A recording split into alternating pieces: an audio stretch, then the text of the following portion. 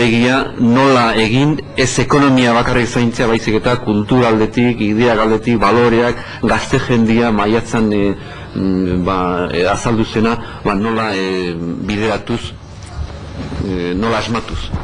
Bigarren etapan, lehenengo urratsena esango genduke, bigarren etapa honetan, lehenengo aldiz hezkuntza ministroak elkartzen dira, eta 70-etik 80 bitarte hortan, lehenengo urratsak ematen dituzte, lehenengo bilerak, baina hirugarren etapa hortan, 80-a izango da, programak benetan martxan jartzen izangoan etapa. Lehenengo programak izango dira, hori ikuste zuen, Comet, Petra, Force, ekonomiarekin oso lotuta, lanbide heziketarekin oso lotuta, ikasketak, irakaskintza eta enpresaren arteko programak, baina berehala ere sortuko dira, edatzen jungo da hezkuntzaren konzeptu hori, eta Erasmus programa sortuko da, unibertsitatean goi mailako irakaskintzan garatzeko programa bat, eta baita ere beste programa berezi batzuk, nola Iris programa hau, gizon emakumeen berdintasunerako ekintzak, eta Helios programa, hain zuzen, elbarrituak, minusbalituen aldeko programa. Orduan, lehenengo garai honetan, programen lehenengo garai honetan, hezkuntza profesionaletik pasatzen gira, hezkuntza, goi mailako hezkuntzara, eta beste programa berezitara. Laugarren aroa izango da, 82-tik 89-ra, guain dela gutxi arte, laugarren aroa izango da, harmonizatzearena eta berritzearena. Lehen izan du diren programa guzti, Sokrate edo Erasmus, Comet, Iris, eta beste programa pila bat, lehen izan du diren programa guzti horiek nola batu, nola elkartu, eta nola harmonizatu, izango da erronka nagusia, eta hori horrela gauzatuko da. Sokrates izango da hezkuntza mailan programa nagusiena, goi mailako hezkuntza, ertainetan, eskola horrea eta besteak, eta Leonardo izango da lanbide heziketarako, formazio profesionaliako programa. Gaur egun, bigarren belaunaldian aurkitzen gira, 2000-2006 urte bitarte 7 urteko programa berri batean aurkitzen gira, eta programa honen ezaugarri nagusiena, esango nuke, oinarrizko gaitasuna berreskuratzea dela,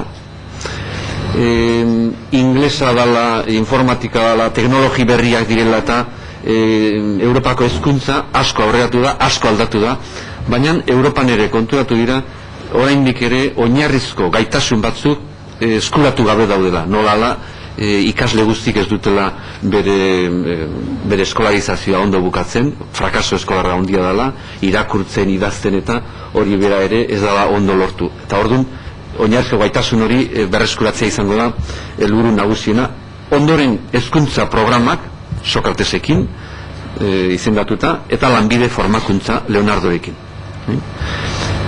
Bien arteko harmonizazioa eta integrazioare proposatzen da.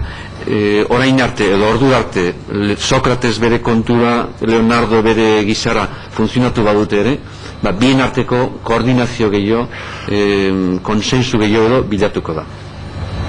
Europaren hezkuntzaren dimensioa bultzatu nahi da, eta batez ere hizkuntzak erakusten, hain zuzen kongresu honen helburu nagusia, eta ikusari batzuk erantziko dira.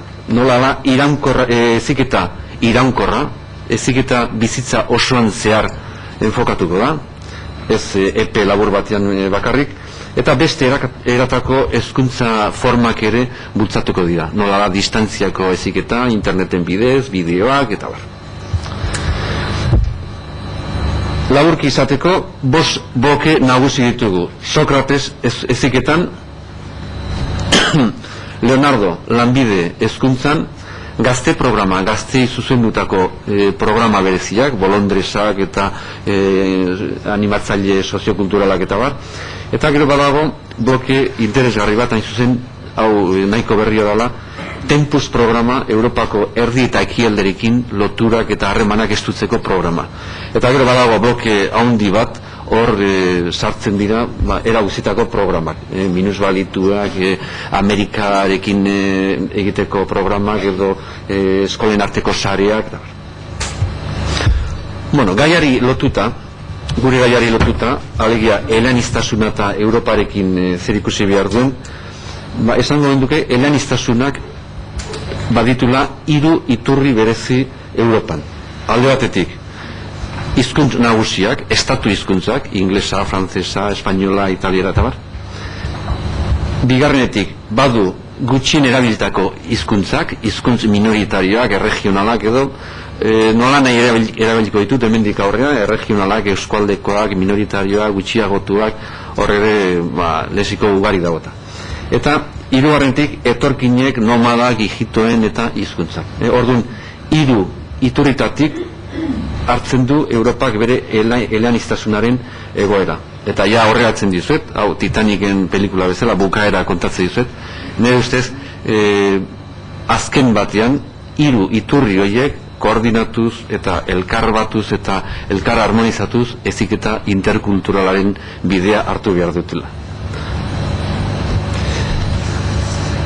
Hizkuntz nagusiei buruz baditugu programa ugari. Batez ere Sokrates programa, lingua programa, eta hoi izan du da urte askotan Europak bultzatu duen politika nagusiena. Hizkuntzak ikasi behar dira. Hizkuntzak irakasi behar dira, lehen hemen esan dan bezala, hizkuntzak denentzako izan behar dute, eta elebakarrak gaur egun mundu txiki honetan ez dute ia sentidorik. Hizkuntz nagusiak, Sokrates da linguaren bidez, eta horretarako programa asko izan du dira, batez ere ezagunena izango duzu, segurazki, Erasmus. Erasmus izan du da, kanpora, ikaslea kanpora juteko unibertsitatean, eta beste ikasketak egin, eta beste hizkuntza lantzeko modu egokiena. Hizkuntz minoritarioekin, gutxien erabilitakoekin, dokumentazio iniziatiba asko izan du dira, ugari dago. Lehen aldi batean, esan genezake, 75-etik 82, lehen aldi hortan behar bada kaso askorik ez zaio egiten hizkuntz minoritarioei. Behar bada kezka gutxi sortzen du, eta naiz eta bilera asko, rekomendazio asko, aholku asko eman, eta dokumentazio asko sortu, esate dute 50 dokumentu baino gehiago garai hortan sortu ziela, benetan praktikan edo eraginkorra bezala oso gutxi daude. Interesantenak hasiko dira Maastrichten tratatuarekin. Maastrichten tratatua, badakizuen, 1982an egiten da, idazten da, eta hor 126. artikuluak gaur egun Amsterdameko tratatuan 129. hor esaten da, kalidadezko hezkuntza bultzatzeko edukiak kontutan hartu behar dira, eta edukiak aparte baita ere kultura, hizkuntzak eta Europak duen aniztasuna ere kontuan hartu behar dela. Orduan, Maastrichten daukagu, lege bezala, araututa daukagu, aniztasuna kontuan hartu Europan, ez aholku bat bezala. Ondoren, nik uste interesgarria bala, Europako karta zer den adieraztea. Europako karta 1982an sinatu zen, eta honen helburua Europako estatuen arteko lotura estuagoa eta beren ondare komun hori babestea zen. Atal desberdinak jorratzen ditu, nola justizia, administrazioa, komunikabideak, hezkuntza eta bat, eta irakaskuntzari dagokienez, hizkuntzak sustatzea izango da bere helburu nagusienetako bat. Kartak adierazten duen bezala, proposamen gradual bat adierazten da, alegia edo heziketa guztia bi hizkuntzetan egin, edo hizkuntz minoritarioan egin, edo atal bat egin, edo kurrikulumaren parte bat egin, edo zenbat, edo horietako varianten bat egin. Karta honetan ere, adierazten da, neurriak hartu behar diela, erregional edo gutxiengoen lotura duen historia eta kultura irakasteko ere bai. Orduan, Europako karta hau nahiko nabarmena da, hizkuntz minoritarioen alde nola jokatzen duen. Adierazi behar da, duela gutxi arte bintzat, oso estatu gutxik firmatu zutela edo berretzi dutela karta hori. Bilar ikusiko dugu, Frantziaren egoera nola dan, eta ze aldaketak edo ematen nahi gaur egun, baina naiz eta onartua izan, berretsi gabe, firmatu gabe, konfirmatu gabe dago, erdi alde askongatik. Beste testu interesgarri bat izango da, gutxiengo nazionala babesteko hitzarmen markoa, 94koa. Hau, esanez, ezinbestekoa dela, egonkortasuna, segurtasuna eta bakerako alako neurri batzuk hartzea. Alegia, Europak bizi nahi badu bere bizimodu harmonioso batean eta pakian, hizkuntz gutxiagotuak kontuan hartu beharko dira, eta kultur eta historia eta hizkuntz horiek bultzatu egin beharko dira. Ez bakarrik errespetatzea, askotan esan da bezala, baizik eta baldintza egokia jarriz eta bideak bultzatuz. Karta edo marko honek bereizten ditu zeintzu dira hizkuntz gutxiagotuen eskubideak eta sinatzen dutenen estatuen bete beharrak zeintzu dira ere bai.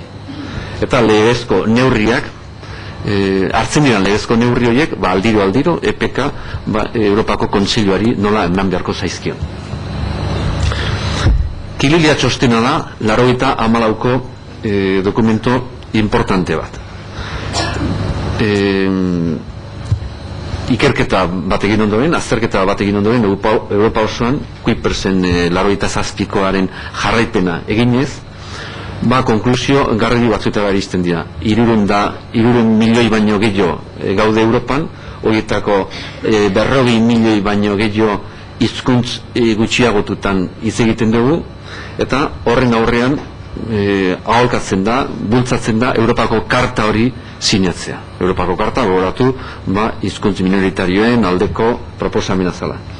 Hizkuntzak garatzen laguntzeare proposatzen da Kililia txosten hortan, eta hemen azpimarratzen da desberdintasunak bultzatu behar dira, desberdintasunak landu behar dira, bariedadea, eleaniztasuna bultzatu behar dira, gero Europaren batasun hori sendoago eta lotuago egiteko.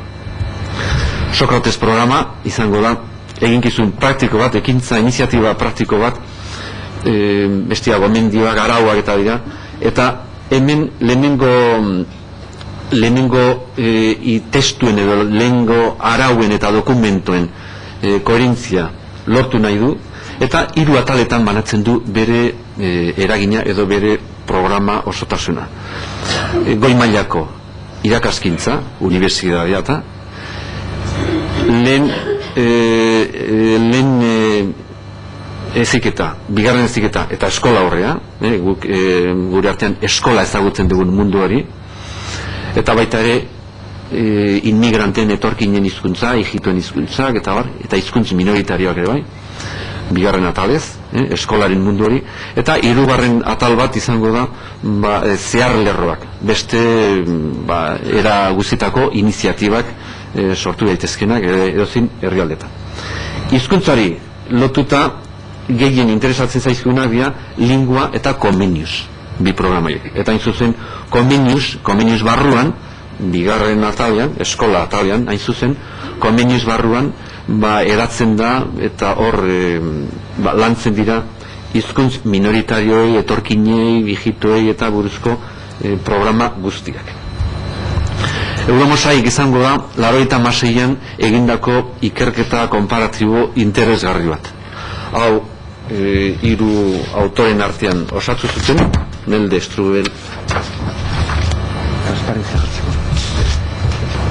Strubel eta Williamsek,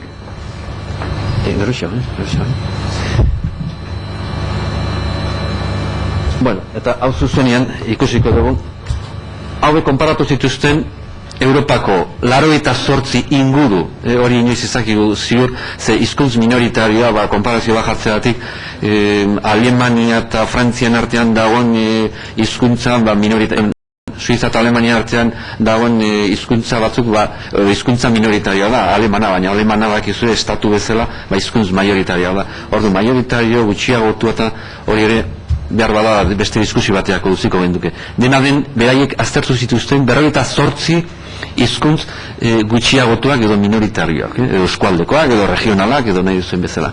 Eta horien arteko konparaketan zuten 7 atalak edo 7 aspektu aztertuz.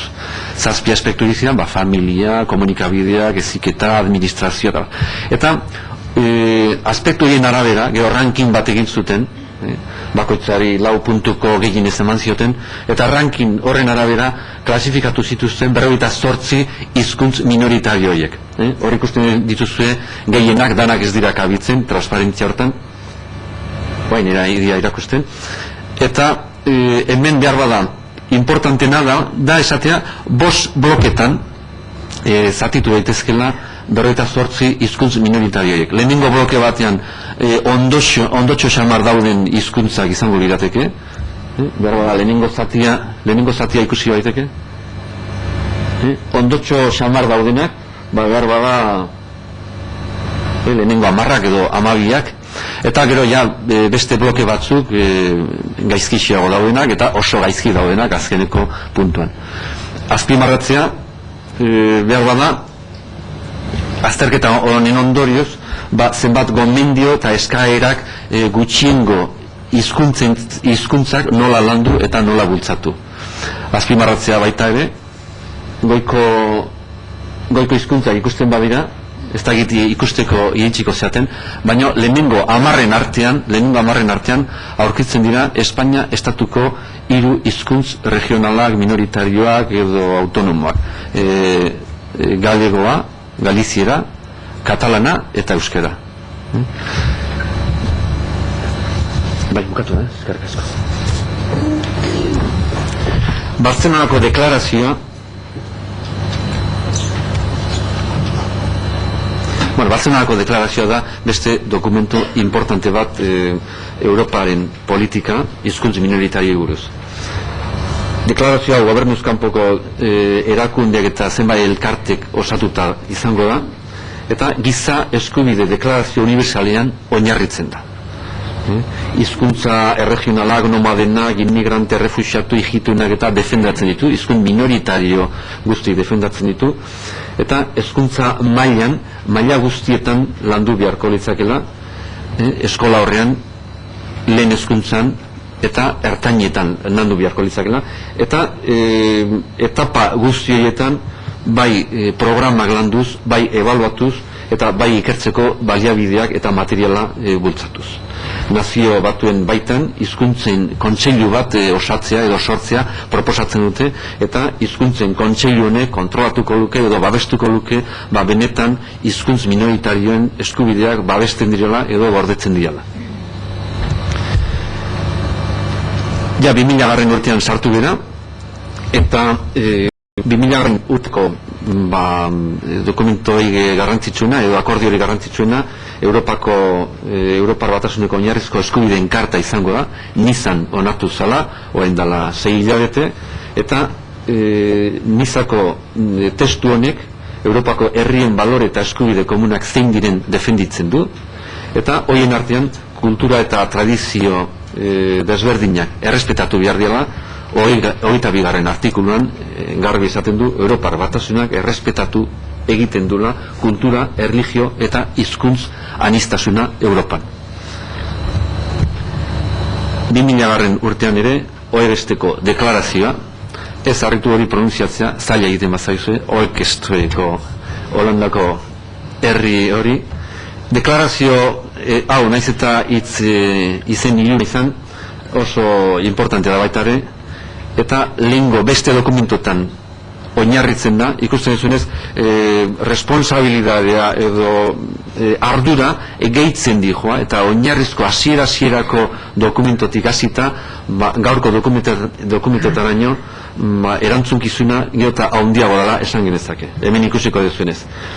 Helburu nagusiena, hizkuntz erregionala, gutxietunak eta etorkinenak bultzatzea, eta deklarazio hutsetan geratu beharrean, hemen esparru publikoan estatusa landu beharko dela, eta hizkuntz minoritarioen estatus altxain behar dela, bultzatu behar dela, hezkuntza plangintza osoan kontuan hartu behar direla, bai eskola horrean, azpimarratzen da, eta oso esan nahi guratsua da, azpimarratzen dute eskola horrean, lehen hezkuntzan, ertainetan, programan sartu behar dela, eta ebaluatu egin behar dela baita ere. Eta era berean, eskatzen dute Europar, nazio, erregio edo udal programak dira eta tartien edo hezkuntza hizkuntz minoritarioekin bultzatzea eta ikerketa bea ere bultzatzea.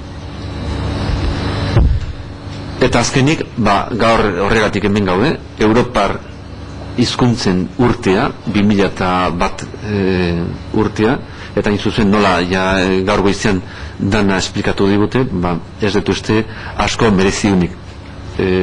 Bakarrik esango duke, helburu bezala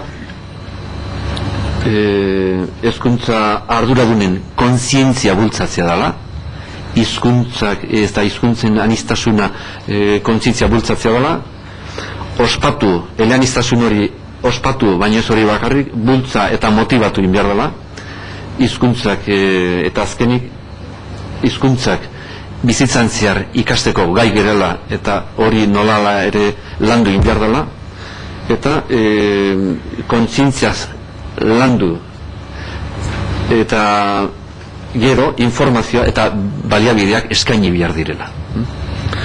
Hau izan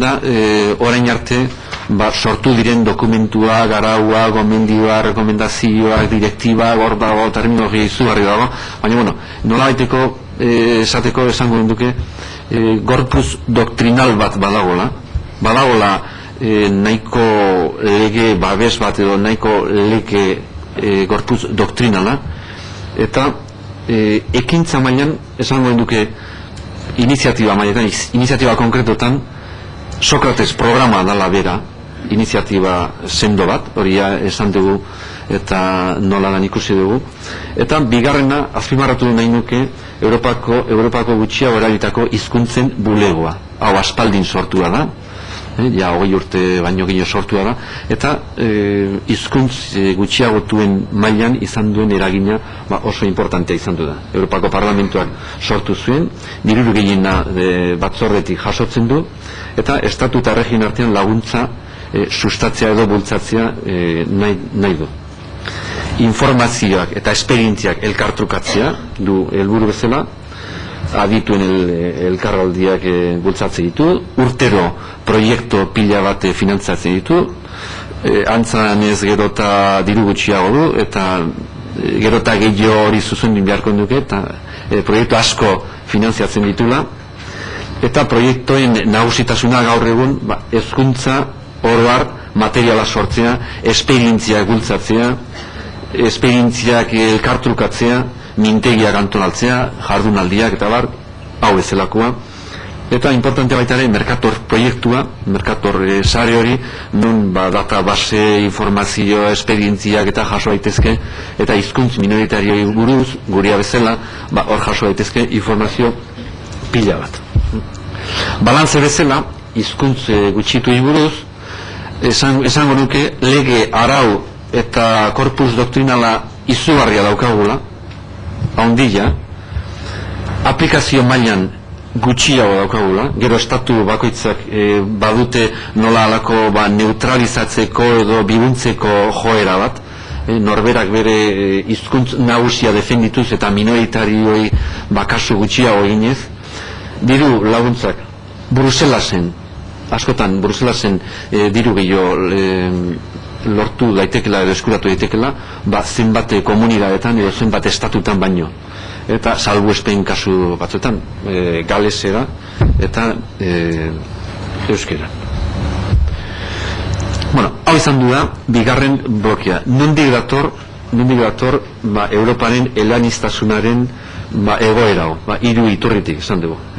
Hizkuntz nagusiak, estatu hizkuntza, ingelesa, frantzesa eta bar, hizkuntz gutxiagotuak, guria bezala, eta azkenik etorkinen, hijituen, edo nomaden, edo langile biltarien.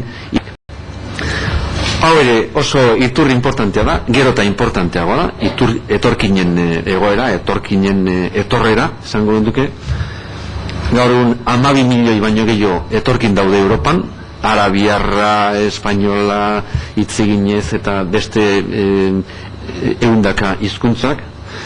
Eskola umeak Europan mailan 7-9 izango dira, ia laster ikasleen artean 10-1 etorkina izango da. Milioi bai hijito ere badaude Europan, eta langile ibiltariak 1,5 milioi bat baino gehiago daude. Horiek bere hizkuntz pila bat minoritarioak batzuk idazten ez direnak, baina horiek ere pentsatuzue zenbat hizkuntz erabiltzen dituzte eta ze eleaniztasun egoera izugarria bultzatzen nahi dira. Etorkin hijitoi eta ibiltari buruzko ekimenak aipatzeko, nik uste gai berria dala bestekin konparatuz, eta azpimarratzeko esango nuke 76ko ekintza programan oinarritzen dela. Hemen urte honetan Europa mailan idazio testu honetan adirazi nahi da etorkinen egoera gero eta handiago dela, gero eta etorkin gehiago dagoela, eta orduan horiek nola integratu edo nola hizkuntzak erakutsi edo irakatsi harrerako hizkuntza, estatuko hizkuntza nagusiki hasiera batean, eta gero integrazio hori ona izango delakoan ere txeko hizkuntza edo jatorrizko hizkuntza ere lantzeare konbeniko litzakela. Hor esperientzia asko ematen da agiri honen ondorez, eta esperientzia horren ondorioz 77ko gidaraua izango da, edo normatiba edo direktiba famosoa.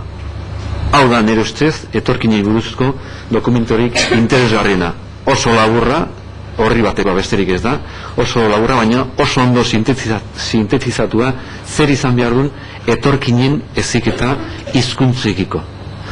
Hor garbi esaten da 77ko direktiba hortan esaten da etorkinek bere integraziorako behar dutela harrerako hizkuntza ikasi, Frantzian frantzesa, Espainian espainola edo Alemanian alemaniera, eta baita ere bere jatorrizko hizkuntza ikasteko eskubidea eta baliabideak ere jarri behar direla.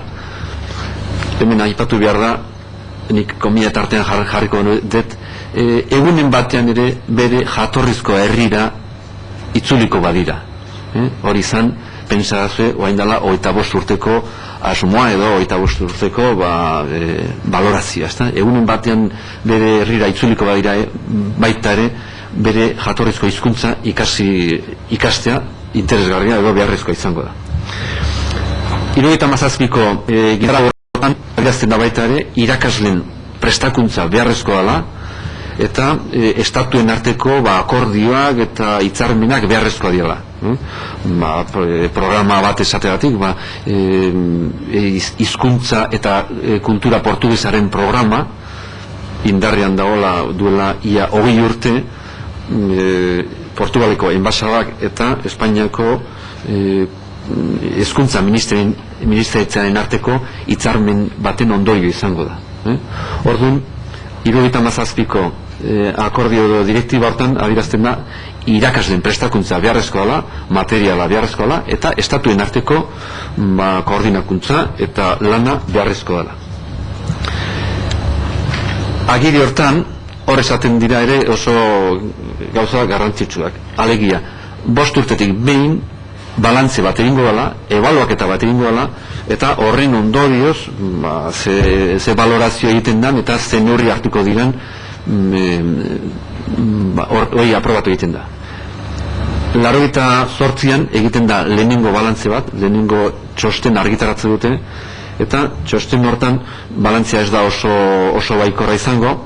Adierazten da herrialde askotan, estatu askotan neurriak hartu direla, baino gehienetan efektiboki ez dela kontutan hartu hizkuntz minoritarioen irakaskintza, inmigratuen edo etorkinen hizkuntzen irakaskintza.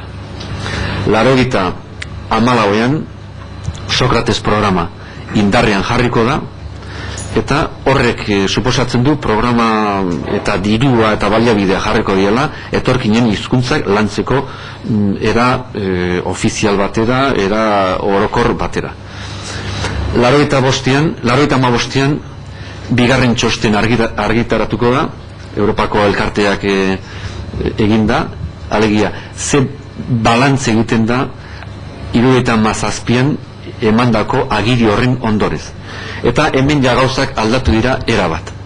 Alegia, Europako batzordeak beste analisi bat egiten, ja adierazten du hasierako etorkinak etorri baziran ere, pentsatzen zala, gero joan egingo zirela, eta bere egoera nahiko aldakorra izango zala.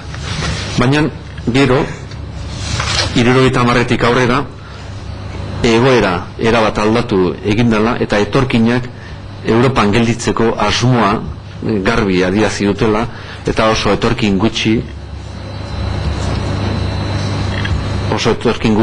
bueltatzen dela bere jatorrera.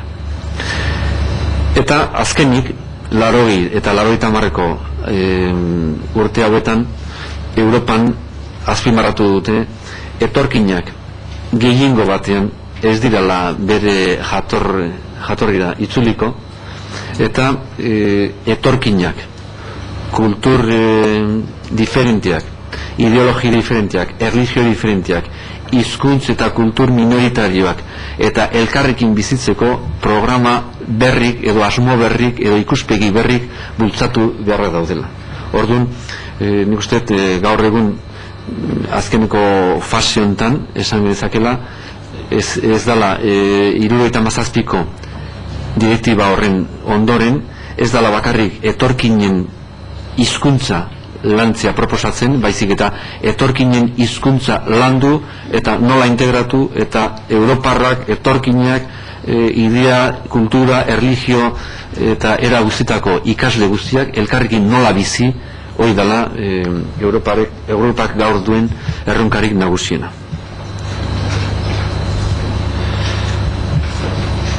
Eredu bat adierazteko hizkuntza eta kultura portugesaren programa azalduko nuke, laburki izan da 89an sortua da, Portugaleko enbasada eta Espainiako ministeritzak hitzarmen bat hartu ondoren, eta komunidade autonomo guztiek edo batzu bintzat sinatu ondoren, Espainia osoan edatu egin da, batez ere Portugal ingurun dauden komunidade autonomotan.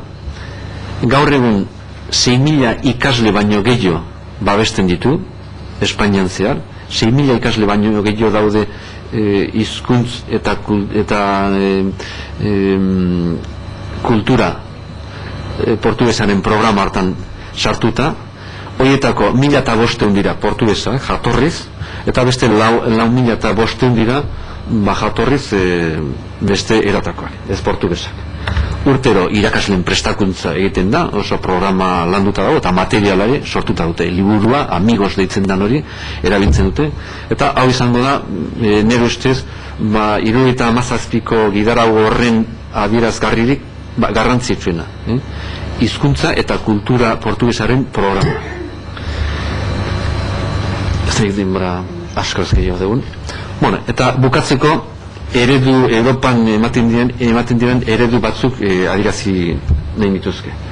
Hain zuzen, 4 estatuetako programak hizkuntz minoritarioekin duten politika aztertuz, eta hori adierazteko erresuma batuarena azalduko nuke. Hemen nagusiki 3 hizkuntz minoritario ditugu, gutxiagotuak: gaelikoa, kimbruera edo galesera eta irlandera. Ikusten duzuenez, egoera diferentea da, erabat. Gaelikoa hitz egiten du populazioaren Eskozian hitz egiten da, populazioaren 1% baino pizka bat gehiago besterik ez. Kimbruera Galesen 19 ingurun, ezaguna da, eta Irlandera 11 gutxi gara. Ikusten zuenez, egoera diferenteak dira, oso. 3 hizkuntzak dira ofizialak, estatus ofiziala dute, naiz eta gaelikoa Eskozian ofizialtasun lokala izan, udal edo erregioaren ofizialtasuna, eta 3 hizkuntzak ofizialak izanik, bere hiztunen kopurua badirudi mantentzen dela, da zenbat lekutan inkluso behar bada gutxitzen edo murritzen. Behar bada ez da duten estatusarekin edo duten apoioarekin ez dijoa batera bere hiztunen hazkundea. Bigarren eredua Frantziarena esango duke dela, eta Frantzian dakizuenez, bihar garbiago ikusiko duzuenez, Erramun Baxoken, edo gaur atzaldean ikusiko dugu, zehatzago Erramun Baxoken azalpenarekin, hizkuntza konstituzioak dion arabera, hizkuntz ofiziala frantzesa da. Punto. Kitxo. Aldatu ez badute, eta aldatzeko tan horra dira istilutan, ezta? Hizkuntz ofiziala frantzesa da, eta beste guztik, beste hizkuntz minoritario regionala gutxiagotuak eta ez dira ofizialak, ez dute estatus ofiziala. Hizkuntz gutxiagotu desente daude, Frantzian, alsaziera, euskara, katalana, bretoiera, occitaiera, korsikera eta kriollera. Eta beste batzu, kriolleran adibidez, multzo handi bat sartzen da. Ez dute orduan estatus ofizialik, eta bere hiztunen kopurua edo porzentajea oso aldakorra da baita ere, oso desberdina da. Alsazian gaitasunen kopurua 160 gutxi gora bera da, euskera 127 inguru, iparraldean, katalana 140, bretoiera 20, oksitanera 50, korsikera ia denok 86 eta kriolera 80. Orduan, egoera oso desberdinak, zenbat eskualdetan oso ezaguna dute bere hizkuntz minoritarioa, eta beste zenbat tokitan, bretoiera edo Euskal Herrian minoritarioa da benetan.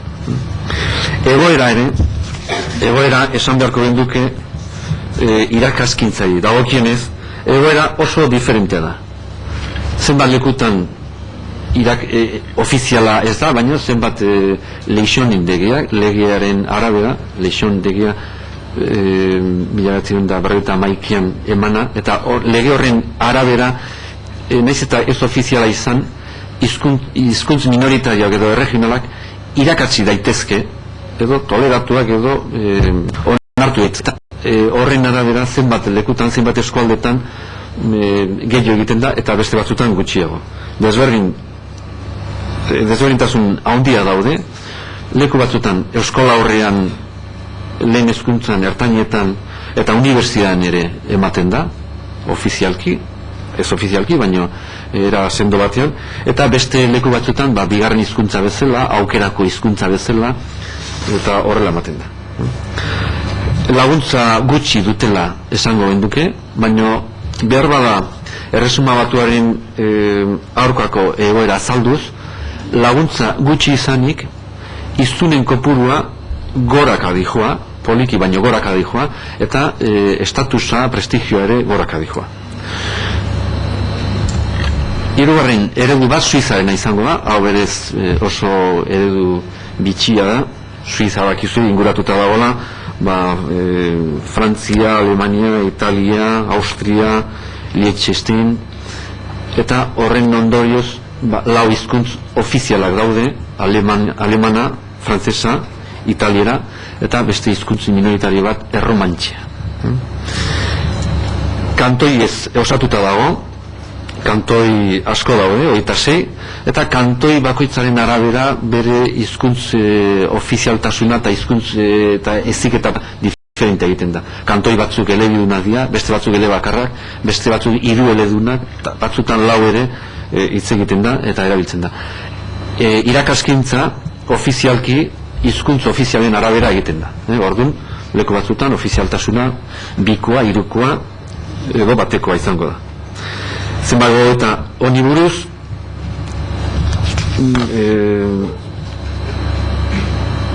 esan badaudela eskola elebakarrak eta eskola eleaniztunak.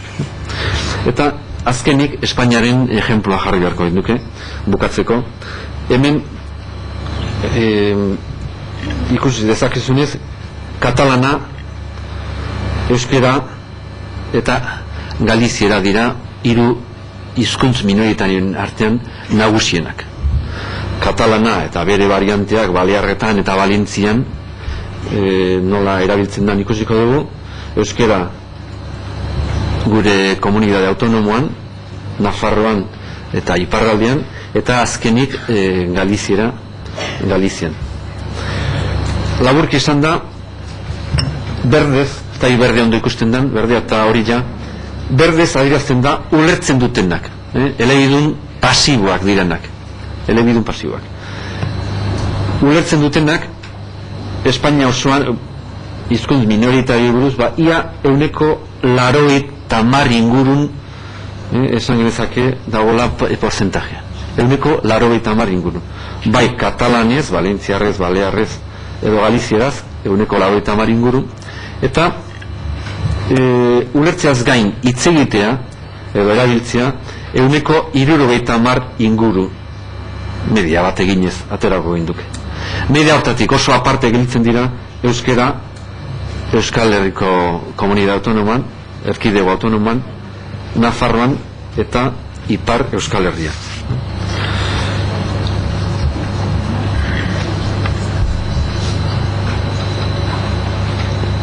Balantze bat eginez, esan genezake, hiztunen kopurua, datuen arabera, CISek egindako, CISen datuak ez dira, oso fidagarriak azken aldiontan, baina, bueno, CISen arabera olakoak balin badira, pentsa genezake pixka gehixio izango dela, orduan, CISen arabera, hiztunen kopurua, erregio guztitan, komunitate autonoma guztitan, gora, gehitzen dijoa, eta badirudi Espainiako hizkuntz minoritarioen hazkundea goraka dijola.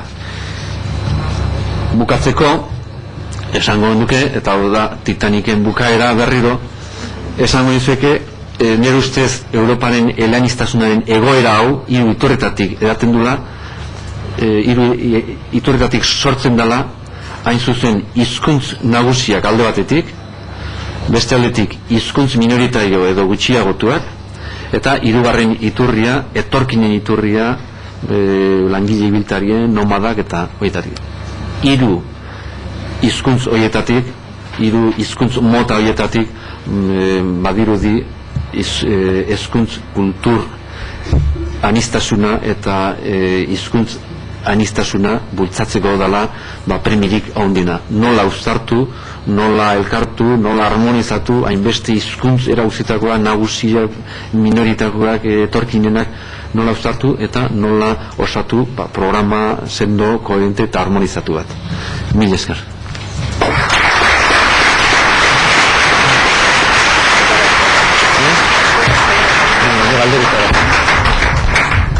Ia orain norbaitek kalderaren bat edeukiko baleu, zegoen txanda dozue eta aprobetsatu Felizi galderaren bat egitea edo nahi dozuenok behintzat.